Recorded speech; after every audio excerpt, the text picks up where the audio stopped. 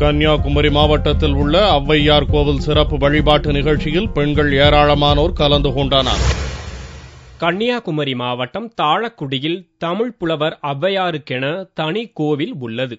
இந்த கோவிலில் ஆண்டுதோறும் ஆடி மாதம் செவ்வாய்க்கிழமைகளில் பெண்கள் சிறப்பு வழிபாடு நடத்துவது வழக்கம்.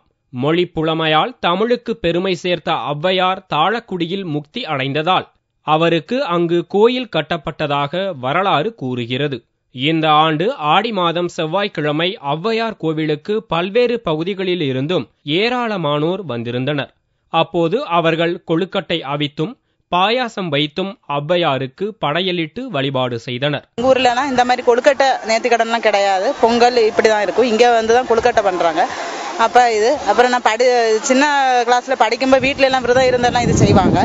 அப்ப அந்த இதுல இங்க வந்து கோவில்ல வந்து கொழுக்கட்டை வச்சு வழிபட்டு இங்க வரோம். ஆடி மாசம் செவ்வாய்க்கிழமை, எல்லா வருஷத்துலும் வர்ற ஆடி மாசம் செவ்வாய்க்கிழமை, எத்தனை செவ்வாய்க்கிழமை இருக்கோ அவ்வளவு இங்க விசேஷம். அப்ப அங்க ஆடி செவ்வாயில தான் இங்க வர்றது. பேர் வர்றாங்க, குறிப்பா இங்க கேரளால இருந்து தான் நிறைய பேர் இங்க வர்றாங்க. இப்ப திருவேண்டத்துல இருந்தெல்லாம் நிறைய பேர் வர்றாங்க. ஆடி மாதம் செவ்வாய்க்கிழமை ஔவையாரை வழங்கினால் நினைத்த காரியம் நடைபெறும் என்று பெண்கள் தங்களின் நம்பிக்கை குறித்து தெரிவித்தனர்.